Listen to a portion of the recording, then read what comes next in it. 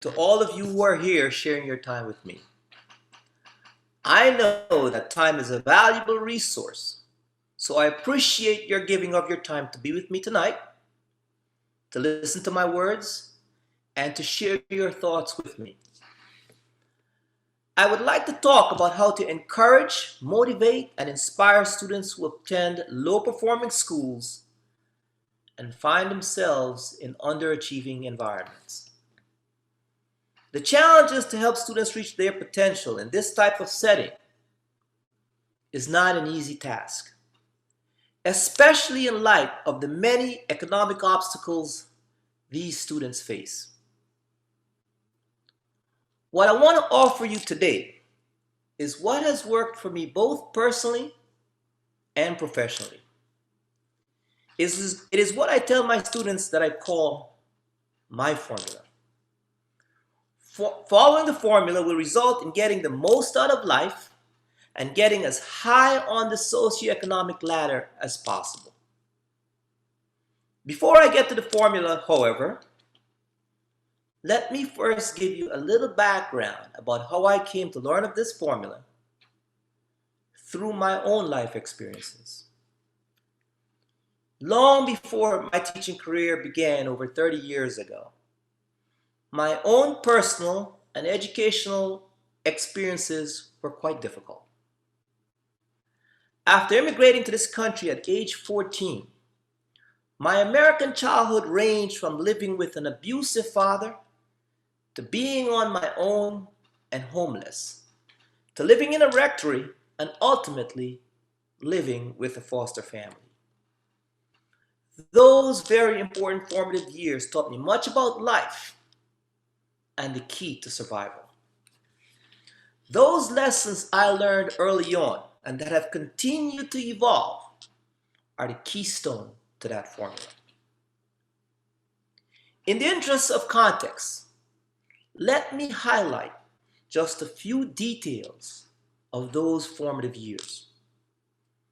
Survival meant going to school and working a part-time job in order to pay for the tuition at the Catholic school which I attended. What little money was left over went to cover necessities. When I use the word cover, please don't infer that I had everything I needed. There were plenty of days I did not eat. Although lunch was provided at school, that was only 5 days a week and 1 meal per day. The remainder of those weekly meals were not always available to me. I had 2 changes of uniform for school, and any other clothing I had came from the generosity of a priest who mentored me, counseled me, and cared for me. Beyond my physical needs, my emotional needs were not always met either.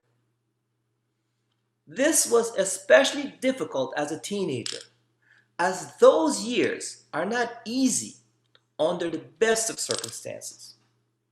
I had no family, no home address, and no true friends. Another terribly important component of the teenage years. There was never anyone to help me navigate all the trials and tribulations I experienced during my young adult years.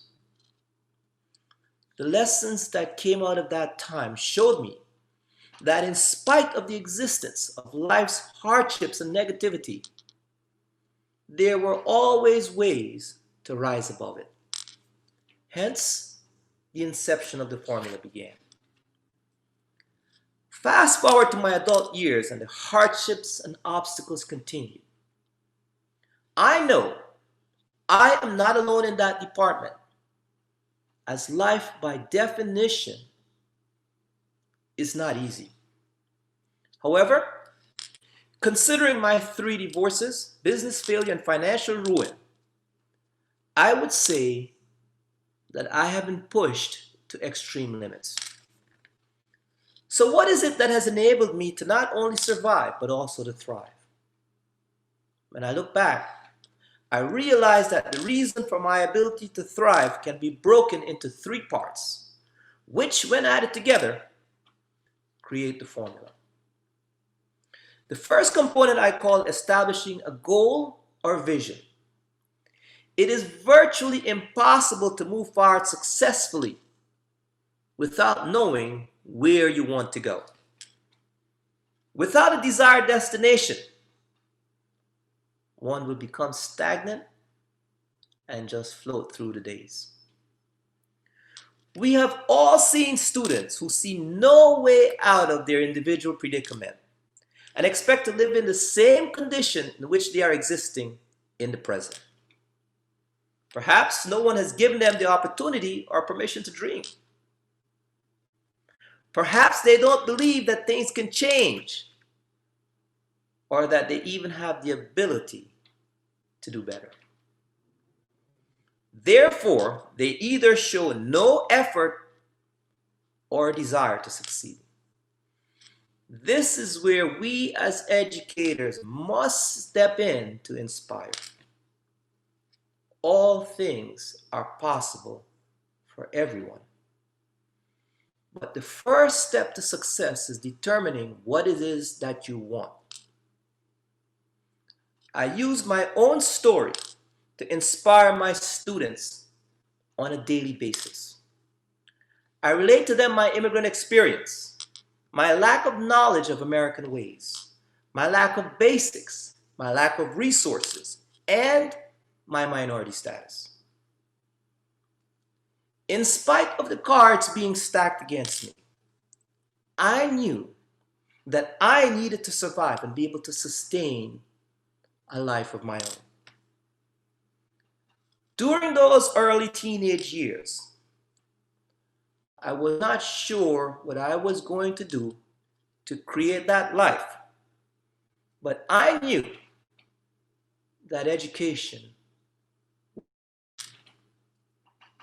I established the goal of academic excellence so that I could get into a reputable college in order to pursue a more concrete goal once I determined where I wanted to fit in life.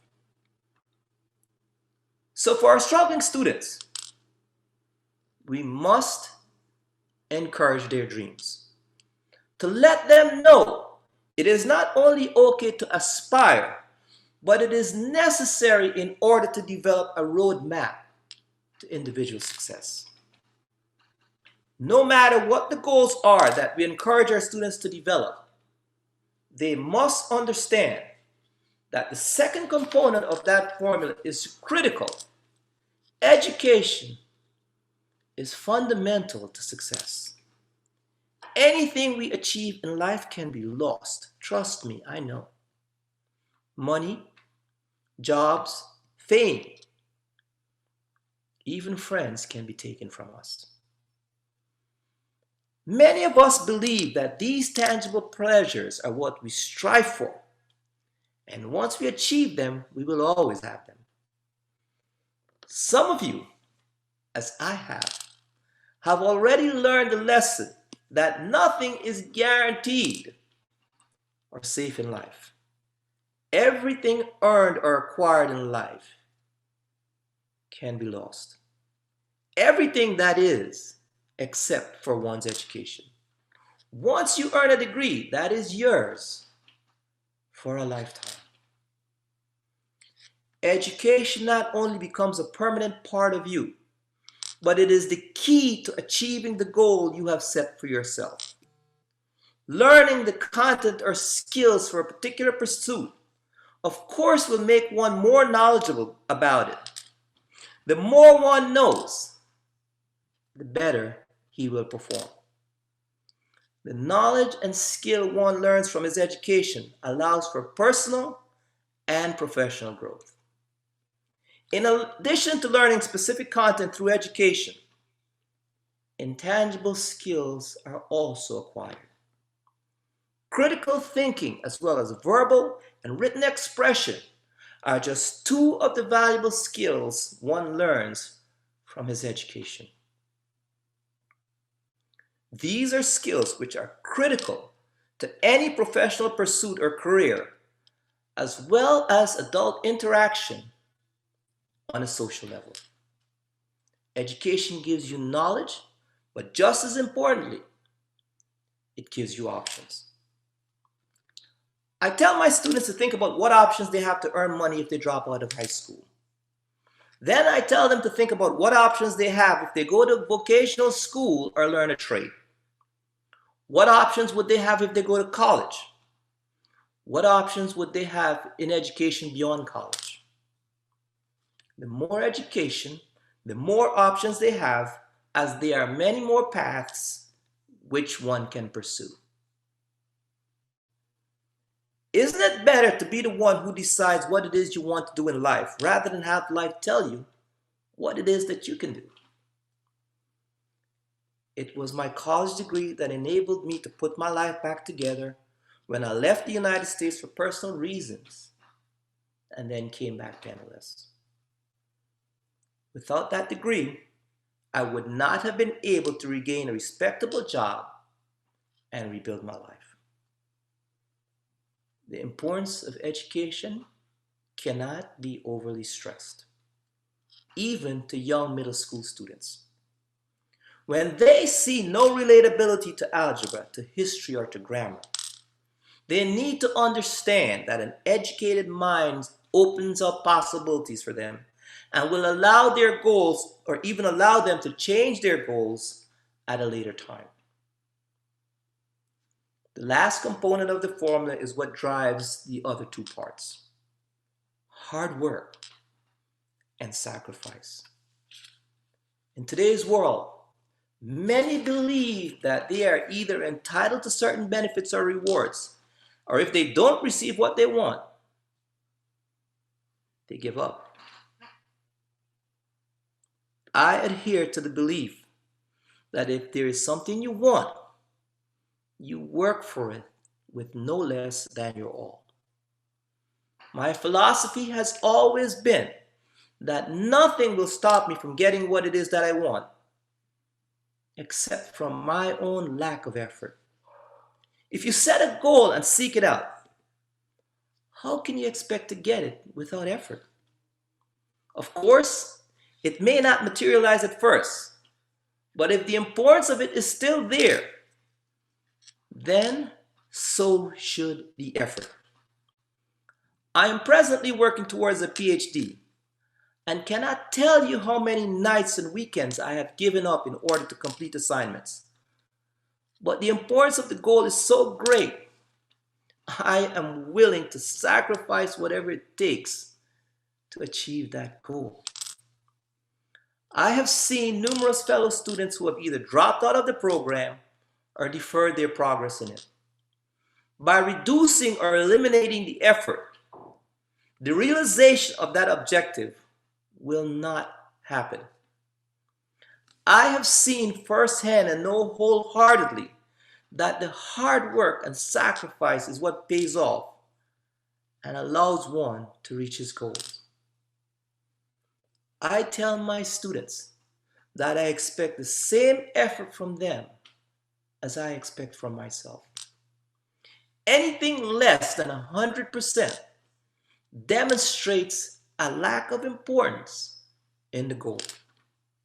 The old adage that anything worth doing is worth doing well might be trite, but it is certainly true. Students need to understand the value of hard work and sacrifice and their relationship to success.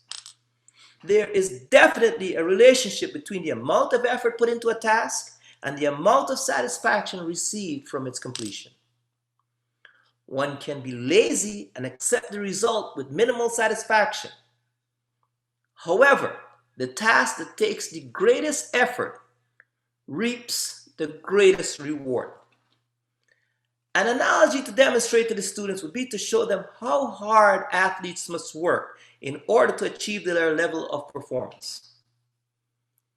When we look at professional athletes, their abilities look flawless. They must remember that there are years and years of training and practice that underlie their ability to reach the level of expertise that they have attained. Likewise, students must remember to put in the effort now in order to help make their goals materialize later. As I reflect back over my own personal experiences, I realize how the formula came into play in many situations. Although I may not have known it consciously as I look back, these three components together have helped boost my achievements and lead me to greater success. For example, after working so diligently in high school to achieve academic success, I was granted admission to a nationally ranked university. Here I was, an immigrant to this country with no family support or guidance and no understanding of what it meant to undertake the commitment to pursue a degree in higher education. Yes, I understood the importance of education and understood the doors that it would open for me and the value of obtaining a bachelor's degree. But I did not understand what that experience would entail. When I arrived on campus, I was alone physically and emotionally and entered uncharted territory. Nonetheless, I set my goal, understood the value of this academic experience, and committed myself to hard work. Between the many hours of study time, the many hours of work time at a job to help pay for tuition, and the motivation to learn how to navigate so many unfamiliar experiences, I applied this formula to ultimately achieve success and graduate with a double major. Similarly, I applied the formula after my world crashed when my wife took my children and left. I had just begun the PhD program with only a few classes under my belt. When I lost my family, nothing else seemed to matter. I had enough trouble getting out of bed and going to work every day, let alone work on an advanced academic level to pursue a PhD. After a semester went by, I thought about this formula and realized the combination of components that were necessary to raise me up and bring me to a place of achievement. I set my goal, actually reset it as I had previously made the commitment to pursue this degree. I recommitted myself knowing the value of this level of education and finally focused my energy back into the work that I knew was required to reach my goal. I sit here today close to completion only as a result of applying this formula. No one of the three components of the formula can be considered to be more important than the other two, as all three are necessary to achieve success. All three components should be values we teach our students in order for them to reach their individual potentials. I am passionate about this formula as I know it has not only helped propel me to rise above the walls I have hit in my lifetime, but it has helped me to inspire my students to rise above theirs. I am so passionate about inspiring others and relaying the value of this formula. I have written a book that details more of those trials that I have faced throughout my life and how I use the formula to overcome them and to get to the point where I presently am, one of success and happiness. Now that I have shared my formula for success with you, I would like to offer some insight and advice that I hope will enable you to bring the best out of your students. An obstacle that continually impedes student success is a lack of belief in themselves. Belief in oneself is key to personal achievement.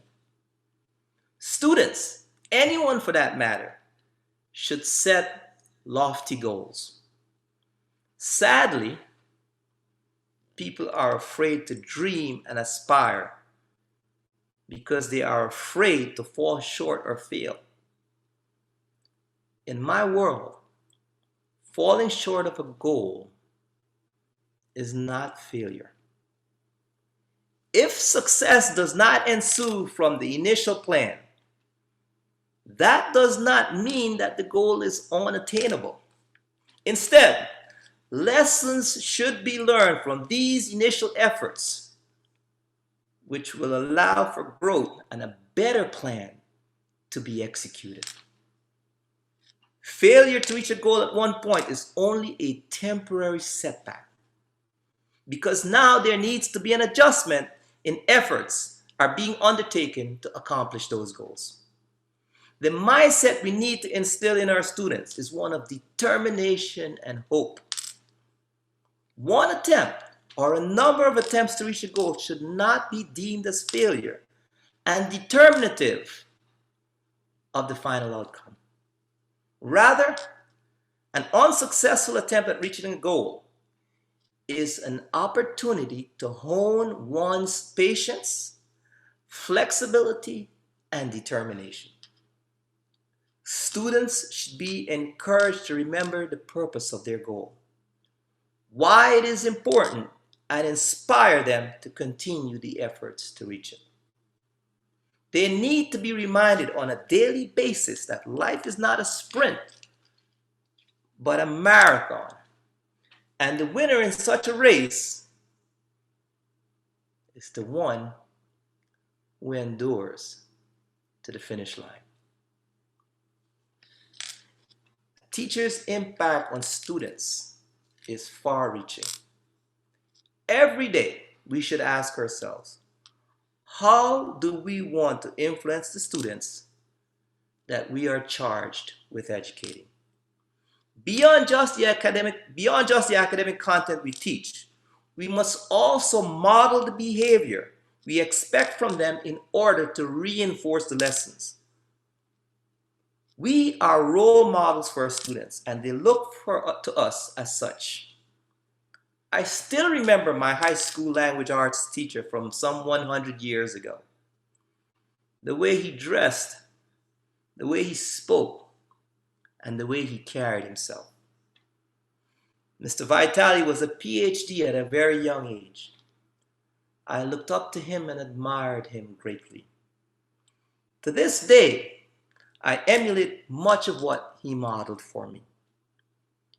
He taught me a lot more about grammar. In fact, I remember most are the life lessons he taught and positive character traits he represented. We must hold the bar of expectation to a height that will encourage our students to be their best at the same time as we are at our best. What we teach our students goes so far beyond academic content. My dear colleagues, be compassionate with your students.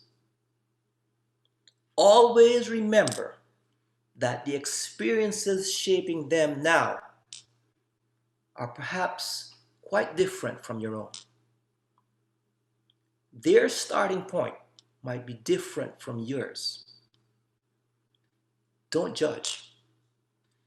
Understand, or at least try to understand their reality, which shapes their perspective. Encourage them rather than disparage them. One kind word, even to the most difficult student, can have a lasting positive impression. Keep trying. Even if you don't see the results, remember what the goal is. Encouraging our students to be their best. Life has a funny way of blossoming at the right time. That is what my 30 years in the field of education has taught me. My fellow educators, model the behaviors that seem to be slipping away from humanity at this very unusual time in which we are living. These are the greatest gifts we can impart to our students.